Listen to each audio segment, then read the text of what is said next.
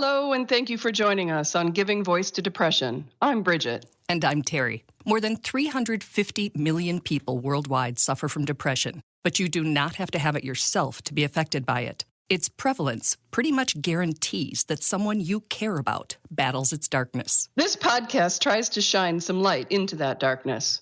We're not experts, and we're not therapists. We're sisters and best friends who live with depression and who are committed to encouraging healthy, healing conversations about mental illness. Hi, Terry. Hello, Bridget. As you know, September is National Suicide Prevention Month, and we at Giving Voice to Depression are going to dedicate the entire month to the topic, not just talking about it and mentioning statistics, but really drilling down. What should we be looking for? What can we be noticing in ourselves or in others? What words do we use when we want to reach out and connect with someone and see how they're doing? Right. And if they do need our help, some actual concrete steps that we can take to be there for them. Right, how to have that conversation, not just the need to have it. Exactly.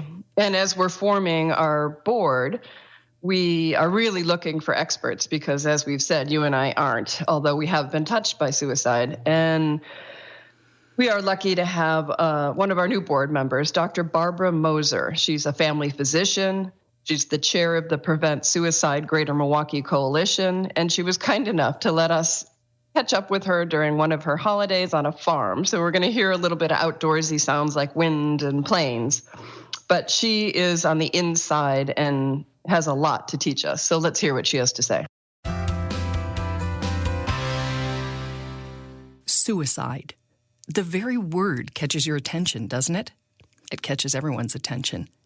It's the actions leading up to it that often go unnoticed. And that's what all the efforts going on this month, literally across the world, are trying to change.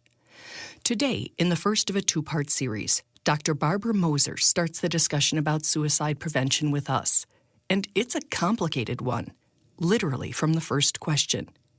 Is suicide preventable? So that is a hard question to definitively answer. I, in my heart of hearts, would like to say that a lot of suicide is potentially preventable.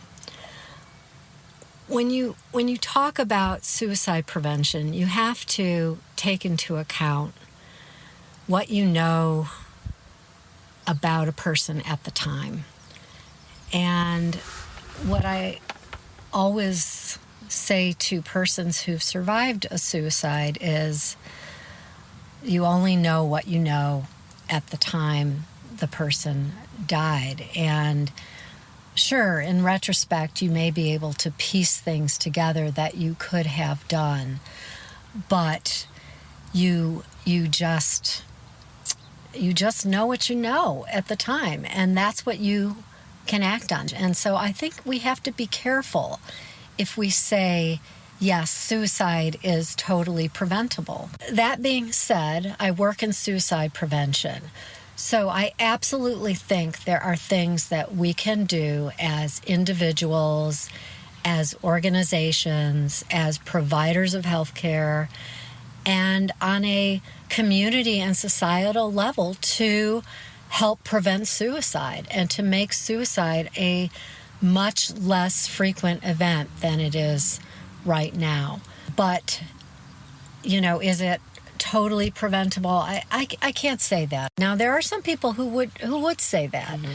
But just with all the folks I've met and encountered along this journey when learning about suicide, I can no longer say that myself. So let me pause right here. For any listener who may have lost someone to suicide, and that includes almost everyone involved in giving voice to depression, we're offering these tips and starting this discussion to prevent future suicides when possible. Our collective heart goes out to you for your loss. And not one single word we say here is intended to add to any guilt, anger, shame, or grief you may be experiencing. We are on your side. That's right, because you can only in good faith act on the knowledge you have, right. and the context you believe that knowledge is occurring in. So, you know, you may not know that a person has just lost a job. Right. You may not know that a kid has just broken up with a girlfriend. Mm-hmm.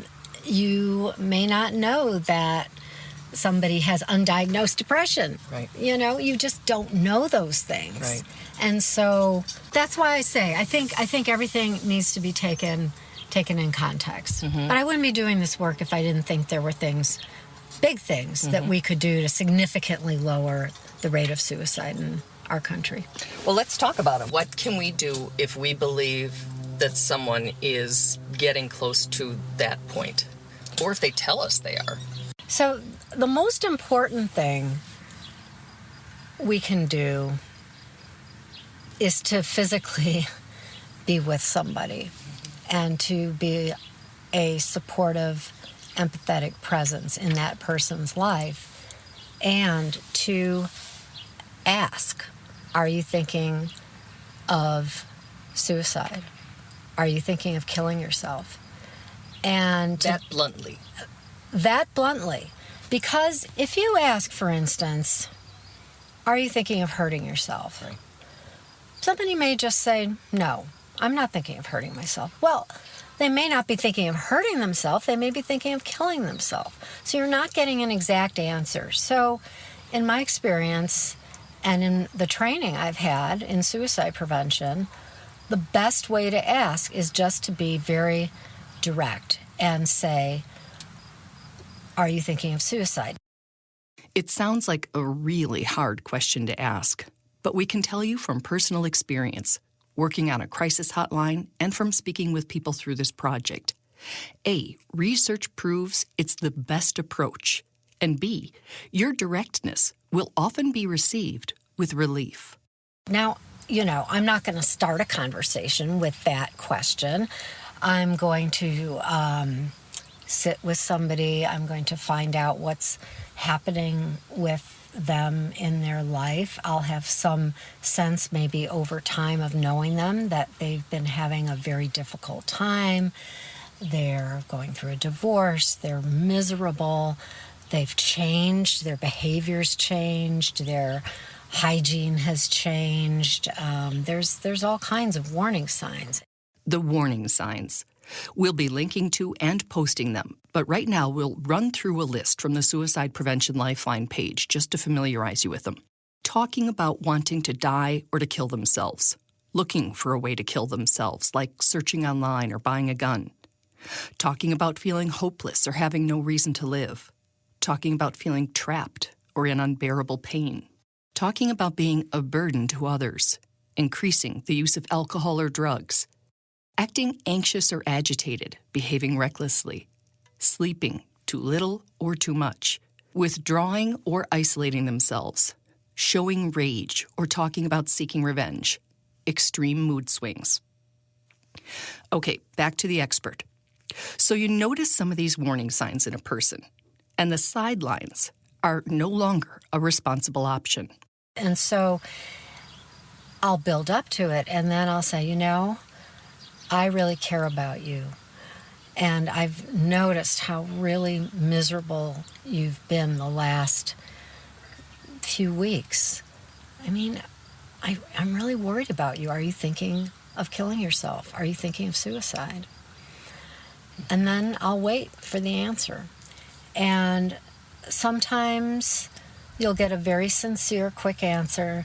No, I'm just down. I'm not thinking of killing myself. I'm not going to do it. I wouldn't do that to my parents. I wouldn't do that to my children. Right. You know, they give you a bunch of reasons why they're not going to do it. Sometimes you will get a kind of a not meeting your eyes and looking away and saying no. And I think that's a hint that, oh, well, okay, this is a really tough thing to ask of somebody to tell me. I'm going to talk a little more and I'm going to circle back, or I'm going to circle back tomorrow and I'm going to keep asking, because I think that's a mistake that people make as, just family, friends, but also professionals, is that we let it go. Frankly, do we want a yes? No, because it's really hard. It's really hard to talk to somebody about being suicidal, and it's really hard to get a yes, and it takes a ton of time. You need to deal with this before you deal with anything else. Suicide is life-threatening. It's like any other life-threatening illness. Like any other life-threatening illness. We want to repeat that because for whatever reasons, a lot of people put mental illness in a totally different taboo category. Get involved with someone who's suicidal? Would you walk past someone having a heart attack, a seizure, a person who's been in an accident? Or would you feel compelled to help? So why haven't we all been taught to recognize the risk factors and warning signs and the ways to talk to and support someone who's suicidal? It's a tough conversation to have, but we need to have it. And, I think really that we need to be better at recognizing emotional suffering in others and feeling better with ourselves about asking, are you suffering? Are you really having a hard time right now? And finding out what's going on with people and reaching out. I really appreciate the clarity that both you and Barbara are calling out on how it's no different than any other illness in that the person needs us. We need to reach out. We need to be candid. We need to be compassionate, and we need to be present. Yeah, it doesn't matter if it's awkward or hard. I mean, that's not the point. And I loved her phrasing at the end there when she said, we really need to be better at recognizing emotional suffering in others. And, those questions, are you suffering? Are you having a really hard time right now? I mean, far in advance of, are you considering killing yourself? Are you planning on it? Just those questions. Think of the honest conversations and how healing those talks could be if we were just a lot more real with each other. Absolutely. One of the things that I learned from the interview that we didn't just discuss is something that Barbara calls protective factors. And these are the reasons, kind of the compelling why not to kill oneself. So it might be that a particular person or a pet is dependent on you, or that there's some, important date, a graduation or something that you would want to be around for. And she actually asked the question straight out. She said, what keeps you alive and what has kept you alive until today when we're having this conversation? Because everyone has something. Mm-hmm. Another thing is being connected to people or to a community or to a cause. What's bringing you joy? What's nourishing you? What's feeding you? And kind of return the spotlight, if you will, to some of those factors. That's a great way to put it, Bridget, returning the spotlight to the things in your life that are positive, and that's the goal. It's not to just avoid the tragic, but it's to, go toward the things that give you life. Exactly. And next week, we'll continue our conversation with Dr. Moser. She has a way of saying things so clearly that I'm learning a lot. I really am. It has so much to teach us. And we have so much to learn. Mm-hmm. So the need is there and the time is now. And thank you, Barbara, for helping us begin to unpack this. Thank you, Barbara.